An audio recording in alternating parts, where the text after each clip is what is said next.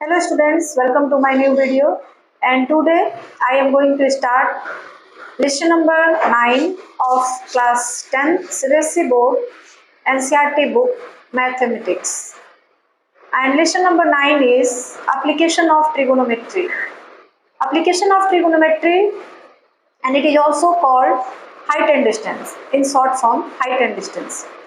Application of trigonometry में हम लोग यही पढ़ेंगे कि जो ट्रिगोनोमेट्री है उसका हम लोग किस जगह पर यूज करते हैं और किस तरह से यूज करते हैं। ट्रिगोनोमेट्री जो है उसका यूज जनरली हम लोग किसी पेड़ की हाइट, किसी टावर की हाइट, किसी बिल्डिंग की हाइट निकालने में ही करते हैं। ठीक है, तो यहाँ पे हम लोग इस चैप्टर में लेसन नंबर 9 जो है इसमें जनरली हमको यही निकालना है कि कोई टावर दिया गया होगा, कोई बिल्डिंग दी गई होगी, कोई ट्री दिया गया होगा, उसके हाइट के बारे में पूछा जा रहा होगा। तो इस तरह के क्वेश्चंस को सॉल्व करने के लिए सबसे इम्पॉर्टेंट ये होता है कि आपको जो भी इंफॉर्मेशन दी गई है क्वेश्चन में, आपको जो भी बातें कही गई हैं उसको पढ़ के समझना आना चाहिए। अगर आप लाइन बाय लाइन पढ़ के क्वेश्चन को अच्छे तरीके से समझ लेते हो और उसका फिगर ड्रॉ कर लेते हो तो फिर क्वेश्चन आसानी से सॉल्व हो जाता है। और अगर आप क्वेश्चन को पढ़ के समझ नहीं पाते हैं तो फिर बेटा कुछ मुश्किलों का सामना करना पड़ेगा, क्योंकि किसी भी क्वेश्चन का समझ आना बहुत ही जरूरी है। जब आप क्वेश्चन समझ जाएंगे और उसका फिगर ड्रा कर लेंगे तो क्वेश्चन आसानी से आपका सॉल्व हो जाएगा। इस टाइप के क्वेश्चंस को सॉल्व करने के लिए कुछ ऐसे टॉपिक्स हैं जिनके बारे में आपको जानकारी होनी चाहिए। जैसे पहला है द लाइन ऑफ साइट। ये लाइन ऑफ साइट क्या होता है? The line of sight is line drawn from eye of an observer to the point in the object viewed by observer. कोई भी ऑब्जेक्ट है कहीं पे रखा हुआ है, उसको हमको देखना है। ठीक है, हम लोग लाइन ऑफ साइट की बात कर रहे हैं कि कोई ऑब्जेक्ट है उसको हमको देखना है। तो उसको देखने के लिए हमको क्या करना पड़ेगा? अगर सर उठाना भी पड़ सकता है या लेवल से नीचे है तो हमको सर झुकाना भी पड़ सकता है। तो ऑब्जेक्ट और ऑब्जर्वर, मान लीजिए यहाँ पे हमारी आंखें हैं, ठीक है, और यहाँ पे कोई ऑब्जेक्ट रखा गया है, दिस इज ऑब्जेक्ट। तो जाहिर सी बात है इसको देखने के लिए हमको अपना सर इस तरह तो करना ही पड़ेगा। ठीक है, तो हमारे आईज जो है, ऑब्जर्वर की आईज जो है और ऑब्जेक्ट के बीच हम लोग एक लाइन ड्रॉ करते हैं और इसी लाइन को हम लोग कहते हैं द लाइन ऑफ साइट। जैसे यहाँ पे ऑब्जर्वर की आई है और यहाँ पे ऑब्जेक्ट है, इन दोनों को हमने क्या किया? मिला दिया इस तरीके से। तो इस लाइन को हम लोग कहेंगे लाइन ऑफ साइट। आगे बात समझ में? अब लाइन ऑफ साइट तो समझ आ गई, वही लिखा गया है the line of sight is the line drawn from eye of an observer to the point in the object viewed by the observer. जो ऑब्जेक्ट रखा गया है उसके और जो ऑब्जर्वर की आई है उसके बीच हम लोग एक लाइन ड्रॉ करते हैं, उसी लाइन को द लाइन ऑफ साइट कहा जाता है। ठीक है, उसके बाद इसको हम लोग हॉरिजॉन्टल से मिला देते हैं इस तरीके से और इसको परपेंडिकुलरली, तो यहाँ पे 90 डिग्री का एंगल बन जाता है। इस हाइट एंड डिस्टेंस चैप्टर, इसको हम लोग हाइट एंड डिस्टेंस भी बोलते हैं। ठीक है, क्योंकि इसमें जनरली जितने भी क्वेश्चंस होंगे सब में आपको हाइट निकालना होगा या फिर दो पॉइंट के बीच का डिस्टेंस निकालना होगा, इसलिए हम लोग इसको हाइट एंड डिस्टेंस भी कह देते हैं। ठीक है, और यह जो चैप्टर है एग्जाम के लिए, चाहे यूपी बोर्ड हो चाहे सीबीएसई बोर्ड हो, दोनों ही बोर्ड के पेपर में इससे क्वेश्चन जरूर टच किए जाते हैं, जरूर से जरूर क्वेश्चन आता है और वो भी 4 नंबर में आता है। यूपी बोर्ड में तो 5 नंबर में भी हो जाता है, लेकिन सीबीएसई बोर्ड में जो होते हैं 4 नंबर के इस पे सवाल पूछे जाते हैं। इसलिए आपको इस चैप्टर को बहुत ही अच्छे से पढ़ना पड़ेगा, बहुत ही बारीकी से पढ़ना पड़ेगा और क्वेश्चन भी ज्यादा टफ नहीं होते, इजी होता है। हमने पहले कहा कि समझ होनी चाहिए आपको। उस क्वेश्चन को अगर समझ आ गया, फिगर ड्रा हो गया, तो फिर क्वेश्चन आसानी से बन जाता है।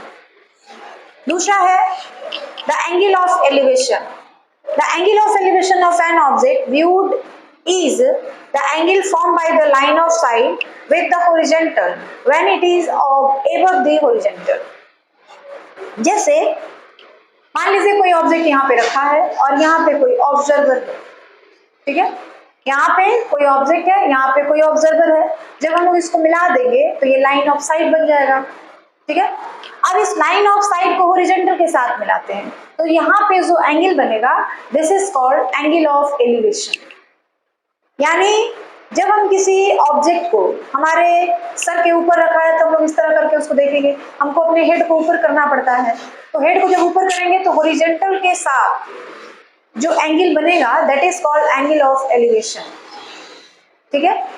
और ये हमेशा जो एंगल ऑफ एलिवेशन होता है हमेशा नीचे बनता है, ये है यहाँ पे एंगल बना हुआ है, ठीक है। एंगल ऑफ एलिवेशन हमेशा नीचे बनता है लाइन ऑफ साइट और हॉरिजॉन्टल के साथ, ठीक है। उसके बाद है angle of depression. The angle of depression of an object viewed is the angle form by the line of site with the horizontal when it is below the horizontal level। कह रहा है कि ऑब्जेक्ट जब horizontal level के नीचे रखा हो, हमको सर झुकाना पड़े, सर ऊपर करना हो तो वहां पे एंगल ऑफ एलिवेशन बनता है, और सर नीचे करके देखना पड़े तो वहां पे एंगल ऑफ डिप्रेशन बनता है। मान लीजिए छत पे आप खड़े हैं और कोई नीचे ऑब्जेक्ट रखा हुआ है तो उसको देखने के लिए आपको इस तरह करना पड़ेगा, और अगर आप नीचे हैं छत पे कोई ऑब्जेक्ट रखा है तो उसको देखने के लिए सर उठाना पड़ेगा। तो सर उठाते समय जो एंगल बनता है हॉरिजॉन्टल के साथ that is called angle of elevation, और सर नीचे करना पड़ता है किसी ऑब्जेक्ट को देखने के लिए that is called angle of depression. तो ये आपको दो चीजों के बारे में पता होना चाहिए। और इसमें जब भी आपका ट्रायंगल बनेगा हमेशा इसमें एक ट्रायंगल ही बनेगा, जब भी ट्रायंगल बनेगा वो हमेशा एक राइट एंगल ट्रायंगल बनेगा। इसमें जितने भी प्रॉब्लम्स आएंगे सारे के सारे राइट एंगल ट्रायंगल पर ही बेस्ड होंगे। राइट एंगल ट्रायंगल के बारे में एक चीज आपको और पता होना चाहिए कि अगर ये राइट एंगल ट्रायंगल है this is called H hypotenuse, this is P and this is B base. H square is equal to P square plus B square. ये फॉर्मूला तो आपको याद ही होना चाहिए, आप जानते भी हैं। तो इस फॉर्मूले का भी हम लोग कहीं पे यूज करना पड़ता है, ठीक है। तो इस चैप्टर में आपको जब भी निकालना होगा हाइट ही निकालना होगा, वहां पे किसी राइट एंगल ट्रायंगल का फॉर्मेशन होगा। राइट एंगल ट्रायंगल में किसी एक साइड की वैल्यू दे दी जाएगी और एक एंगल की वैल्यू दे दी जाएगी और आपको दूसरे साइड की वैल्यू निकालनी रहेगी, ठीक है।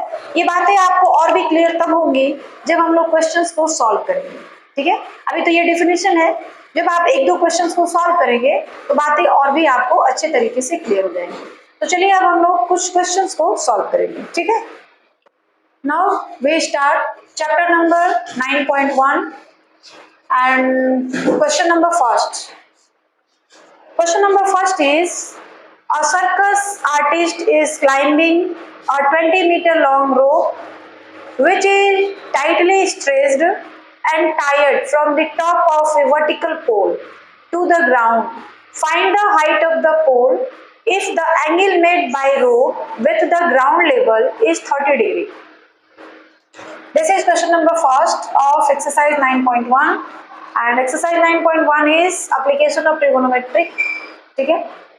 इसमें ये कहा गया है कि एक सर्कस का जो आर्टिस्ट होते हैं वो किसी रस्सी पर चढ़ रहा है। तो मान लीजिए कि जो हमारा रस्सी है वो इस टाइप का है, इसी पे जो आर्टिस्ट है वो इस तरीके से चढ़ रहा है, ठीक है। तो ये हमारी रस्सी हो गई, रोप हो गई। मान लीजिए इसको हम लोग AB कह दिए, ठीक है। और जो रोप है वो किसके सहारे टाइट किया गया है, टाइट से बांधा गया है एक वर्टिकल पोल के सहारे। तो ये पोल हो गया, BC जो है पोल हो गया, इसको हमने ग्राउंड के साथ मिला दिया, ठीक है। विथ ग्राउंड लेवल जो अब देखिए यहाँ पे क्या लिखा है, pole if the angle made by rope with the ground. तो ग्राउंड यही है, एंगल रोप, ये रोप है, दिस इज रोप, ये जो है हमारा रोप है, ये जो है हमारा पोल है, ये जो है हमारा ग्राउंड लेवल है। तो जो रोप है वो ग्राउंड के साथ कितने डिग्री का एंगल बना रहा है, 30 डिग्री का, ठीक है।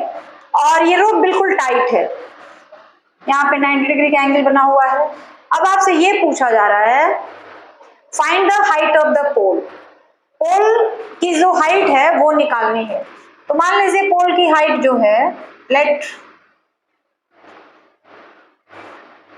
Height of pole is h, जो पोल का हाइट है वो h है, ठीक है। और यहाँ पे एंगल दिया हुआ है और रोप की लंबाई, लेंथ ऑफ रोप वो दिया है 20 मीटर, यानी इस रोप की लंबाई दे दी गई है 20 मीटर। तो आपको ये राइट एंगल ट्रायंगल बन गया। कुल मिला के आपको एक्सरसाइज 9.1 में जितने भी क्वेश्चंस हैं उन सारे में आपको एक राइट एंगल ट्रायंगल का फॉर्मेशन होना चाहिए, और राइट एंगल ट्रायंगल का फॉर्मेशन अगर हो जाता है तो फिर आपका सवाल आसानी से बन जाएगा। तो ये आपका फिगर क्लियर हो गया, ये राइट एंगल ट्रायंगल है। राइट एंगल ट्रायंगल का जो हाइपोटेनस है वो 20 मीटर है, height of pole BC height है पोल का, वो हमको निकालना है। उसको हमने मान लिया कि हाइट ऑफ पोल h है, ठीक है। और यहाँ पे एक एंगल दिया है। तो देखिए ये हाइपोटेनस है और ये पोल है, तो हाइपोटेनस और पोल, इन दोनों पोल को निकालना है, हाइपोटेनस दिया हुआ है। तो किस ट्रिगोनोमेट्रिक रेशियो में हाइपोटेनस और परपेंडिकुलर इन दोनों का रिलेशनशिप होता है? ट्रिगोनोमेट्रिक रेशियो तो आपके पास 6 है, उन 6 ट्रिगोनोमेट्रिक रेशियो में से आपको ये बताना है कि किस ट्रिगोनोमेट्रिक रेशियो में हाइपोटेनस और पोल के बीच रिलेशनशिप होता है। पोल का मतलब परपेंडिकुलर, पोल का मतलब यहाँ पोल कहा गया है लेकिन ये परपेंडिकुलर होता है, ठीक है। तो हाइपोटेनस और परपेंडिकुलर में जो रिलेशनशिप होता है वो साइन में होता है, sine theta is equal to p by h होता है ना। तो साइन थीटा की वैल्यू दे दी गई है। तो देखिए हमको बस ये देखना है ना कि कौन, जैसे हाइपोटेनस दे दिया है, अब परपेंडिकुलर के बारे में पूछा जा रहा है, तो अब आपको ये देखना है कि किस ट्रिगोनोमेट्रिक रेशियो में हाइपोटेनस और पोल के बीच रिलेशनशिप होता है। तो हाइपोटेनस और परपेंडिकुलर के बीच का जो रिलेशनशिप होता है वो साइन में होता है। तो हम लोग साइन लिखेंगे sine theta is equal to p by h। तो p हो जाएगा BC और h हो जाएगा AB। साइन थीटा की जगह पे हम लोग लेंगे 30 डिग्री। BC की वैल्यू हमको नहीं मालूम है, h मान लिए हैं। AB की वैल्यू है 20 मीटर। साइन 30 डिग्री की वैल्यू कितनी होती है? तो साइन 30 डिग्री की वैल्यू होती है 1/2। This is 1/2 and this is h by 20। Cross multiplication कर दीजिए, this is 2h and this is 20. Now h is equal to 20/2, that is 10 meter. So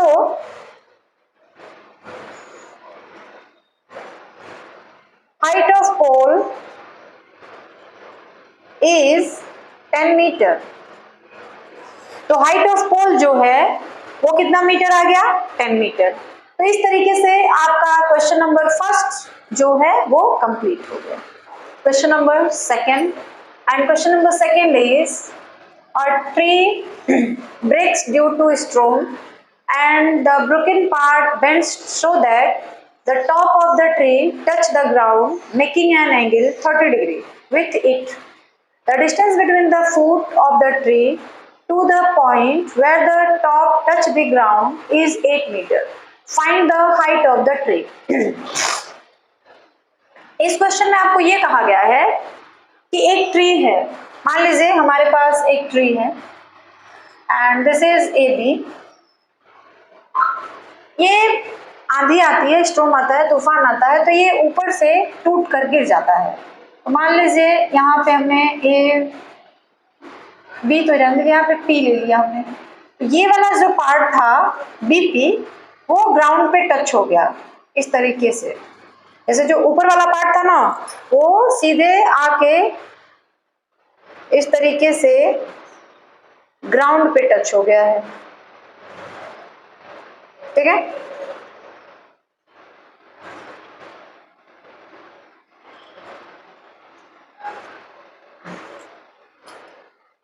A P B, यहाँ पे सी रख देते हैं, ठीक है।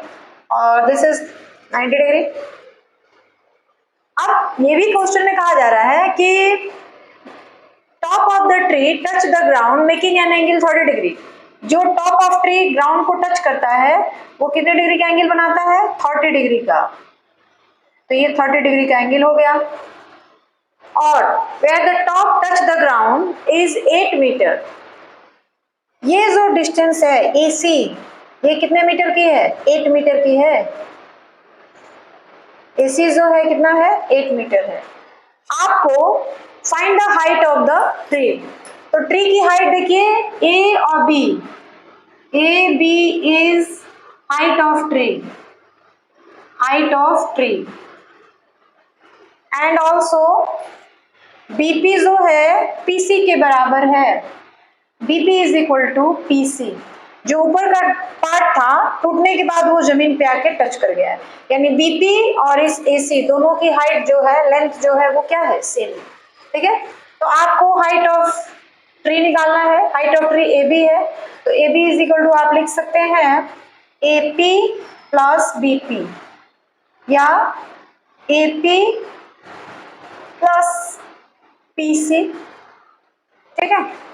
चलिए अब स्टार्ट करते हैं। क्या करेंगे वो देखिए। दिया हुआ है, ये है बेस और ये है परपेंडिकुलर। तो बेस और परपेंडिकुलर ये दो चीज दी गई है। अब आपको ये सोचना है कि बेस और परपेंडिकुलर का रिलेशनशिप किस ट्रिगोनोमेट्रिक रेशियो में आता है। कौन सा ऐसा ट्रिगोनोमेट्रिक रेशियो है जिसमें P और B आता है, ठीक है। तो हमने आपको एक शॉर्टकट तरीका बताया था, पढ़ बेटा पढ़, हाली हाली बढ़। देखिए P और H का रिलेशनशिप साइन में है, A यानी बेस और हाइपोटेनस का रिलेशनशिप कॉस में है, P और B यानी tan में P यानी परपेंडिकुलर और B बेस, इन दोनों का रिलेशनशिप आता है। तो हम लोग लिखेंगे, तो हम लोग देखिए ये दिया हुआ है और ये निकालना है, यानी B दिया है P निकालना है, तो हम लोग tan लेंगे। tan theta is equal to क्या हो जाएगा? P बाई B यानी AP by AC। tan 30 degree की वैल्यू, tan 30 डिग्री की वैल्यू होती है 1/√3। AP की वैल्यू कितनी आ जा रही है? नहीं मालूम है, इसको छोड़ दीजिए ऐसे। AC की वैल्यू है 8 मीटर। तो फिर हम लोग यहाँ AP की वैल्यू निकाल लें, तो AP की वैल्यू क्या हो जाएगी हमको देख लीजिए। AP is equal to 8/√3। AP की वैल्यू आ गई 8/√3, ठीक है। अब हमको निकालना है इस परपेंडिकुलर की वैल्यू। ये निकालेंगे तो यही नहीं इसके बराबर होगा, तो ये और ये भी हमको पता चल गया, ये और ये यानी हाइपोटेनस और बेस। हाइपोटेनस हमको निकालना है, बेस हमको दिया हुआ है। तो अब हम लोग वो ट्रिगोनोमेट्रिक रेशियो लेंगे जिसमें हाइपोटेनस आता हो और बेस आता हो। हाइपोटेनस और बेस किसमें आता है?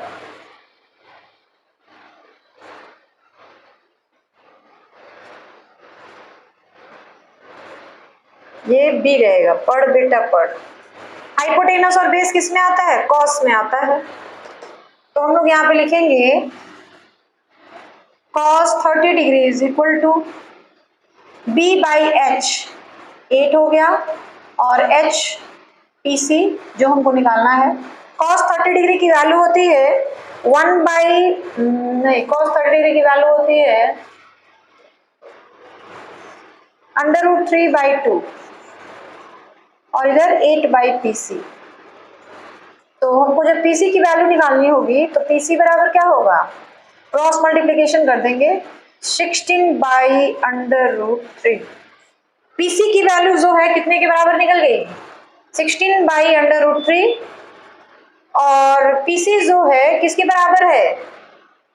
BP के बराबर, यानी BP की भी वैल्यू हमको मिल गई, ठीक है। अब हमको क्या निकालना है, हाइट ऑफ ट्री। तो यहाँ पे लिखेंगे हाइट ऑफ ट्री इज, यहीं पे लिखते हैं height of tree is AP. AP की वैल्यू है 8/√3 और पीसी की वैल्यू है 16/√3। ये हो जाएगा √3 दोनों का एलसीएम, और 24/√3 इसको हम लोग रेशनलाइज कर देंगे। 24/√3 इंटू √3 तो ये हो जाएगा 24/√3 बाई √3 3 3 8 जा 24 यानी 8/√3। ठीक है, यानी हाइट ऑफ ट्री कितना हो गया, मीटर, 8/√3 मीटर एबी की वैल्यू हो गई, और यही हमारा आंसर भी हो गया। हेंस लास्ट में लिख सकते हैं, hence height of tree is 8/√3 metre. Height of tree जो है वो कितने के बराबर होगी, 8/√3 मीटर के बराबर होगी। और इस तरीके से आपका क्वेश्चन नंबर 2 जो है वह भी कंप्लीट हो गया। Question number 3 and question number 3 is a contractor planned to install 2 slides for children to play in a park. For the children below the age of 5 years, she prefers to have a slide whose top is at height of 1.5 meter and inclined at the angle of 30 degree to the ground. Whereas for elder children, she want to have a steep slide at a height of 3 meter and inclined at an angle 60 degree to the ground. What should be the length of the slide in each case? कोई contractor है जिसको slide करने के लिए बच्चों को खेलने के लिए पार्क में जो स्लाइडर होते हैं वो बनाना है। 2 तरह का स्लाइडर बनाना है। एक 5 साल से कम उम्र के लिए, तो देखिए ये 1.5 मीटर हाइट तक छोटे बच्चों का स्लाइडर है। ठीक है, इसको हमने और बड़ा किया यहाँ तक, तो ये टोटल हाइट जो होगी 3 मीटर की हो जाएगी। यानी आपका यहाँ पे मान लीजिए ए हो गया, यहाँ पे मान लीजिए बी हो गया, और ये बड़े बच्चों के लिए स्लाइडर है। तो ए बी, यहाँ पे कुछ मान रख लेते हैं हम लोग, मान लीजिए डी हमने रखा, यहाँ पे हमने रखा सी, और यहाँ पे हमने रखा ई। तो देखिए जो छोटे बच्चों का स्लाइडर है वो कितने डिग्री का एंगल फॉर्म कर रहा है, 30 डिग्री का, और जो बड़े वाले बच्चों का स्लाइडर है वो कितने डिग्री का एंगल बना रहा है, 60 डिग्री का। ठीक है, अब ये 2 तरह के स्लाइडर हो गए। Height of length of slide in each case, दोनों स्लाइड की हाइट आपको निकालनी है। 2 slides are DE and BC। DE and BC जो है 2 स्लाइडर है जिनका हाइट हमको निकालना है। देखिए ये हाइपोटेनस हो गया, और ये कहा जाए तो परपेंडिकुलर हो गया। तो हाइपोटेनस और परपेंडिकुलर इन दोनों के बीच का जो रिलेशनशिप होता है वो किस में होता है, साइन में होता है। तो हम लोग लेंगे from triangle ADE sine 30 degree is equal to P/H, यानी ADHBE।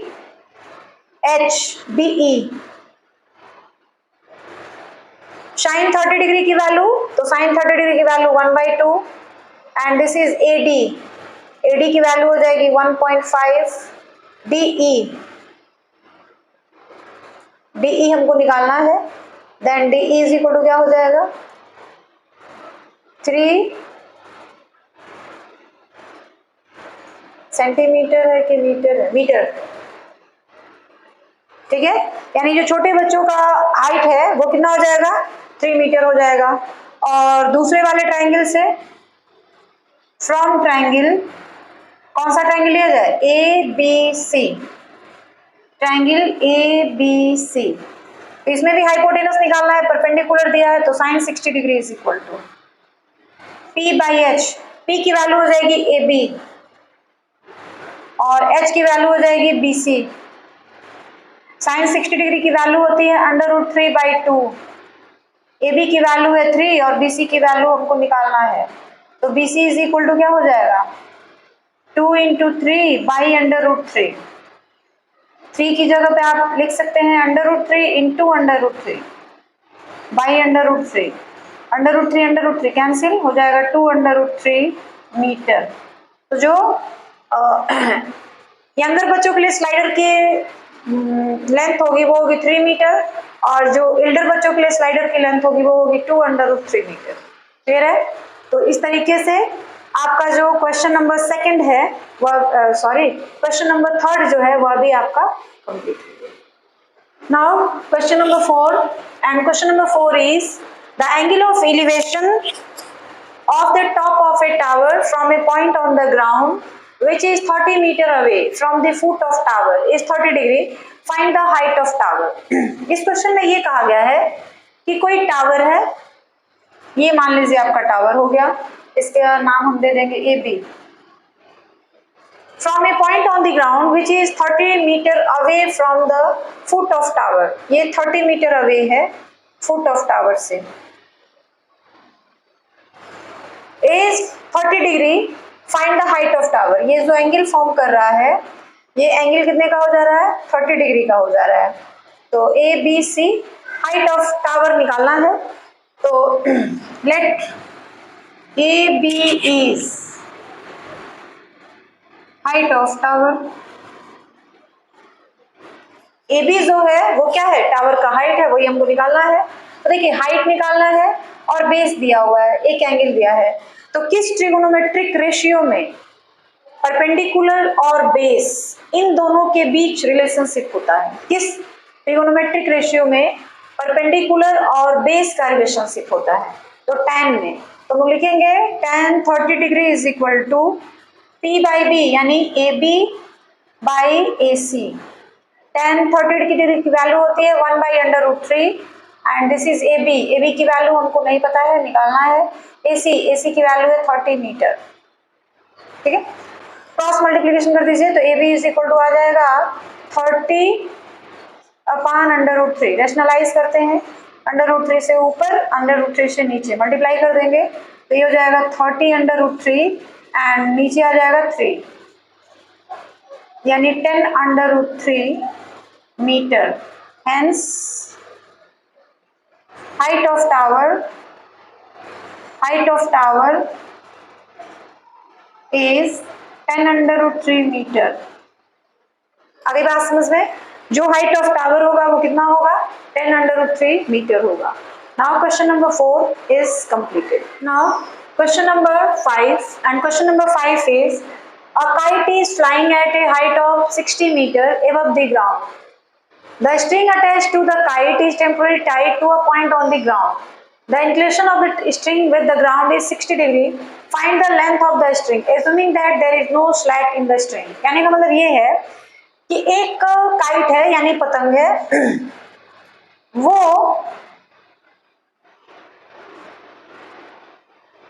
ग्राउंड से 60 मीटर के हाइट पे उड़ रही है. तो ये हमारी पतंग है, इसको हमने मान लीजिए यहाँ पे A and this is B. पतंग है जो कि कितने मीटर के हाइट पर है 60 मीटर की हाइट पर है ग्राउंड से. ठीक है, the inclination of the string, ये यहाँ पे धागा उसको बांध के उड़ाने के लिए लगा हुआ है. ये कितने डिग्री का एंगल मेक कर रहा है 60 डिग्री का. ठीक है, उसके बाद find the length of the string. AB this is C. आपको ये लेंथ ऑफ स्ट्रिंग यही है, रस्सी की लंबाई निकालनी है. ये हाइपोटेनस है तो ये एक राइट एंगल ट्रायंगल हो गया जिसमें परपेंडिकुलर दिया है, हाइपोटेनस पूछ रहा है, हाइपोटेनस आपको निकालना है. तो आपको वो ट्रिगोनोमेट्रिक रेशियो लेना है जिसमें परपेंडिकुलर और हाइपोटेनस इन दोनों का रिलेशनशिप होता है.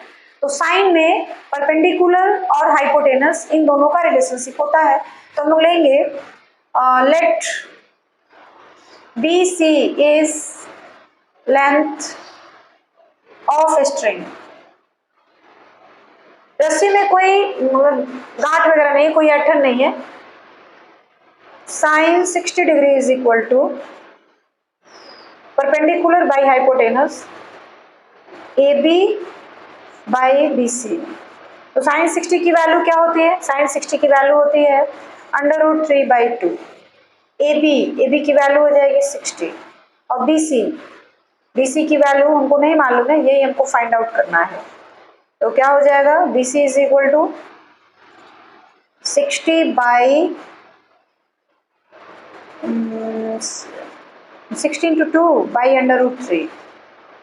फिर से इसको हम रैशनलाइज कर देंगे तो 120 बाई √3, √3 से ऊपर और √3 से नीचे मल्टीप्लाई कर दिया गया तो 100 √3 बाई 3, तो ये हो जाएगा 4 3 12 यानी 40 √3 metre.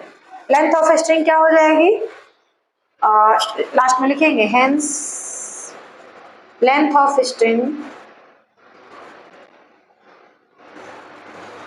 is 40 √3 meter, and this is your answer, and question number 5 is completed.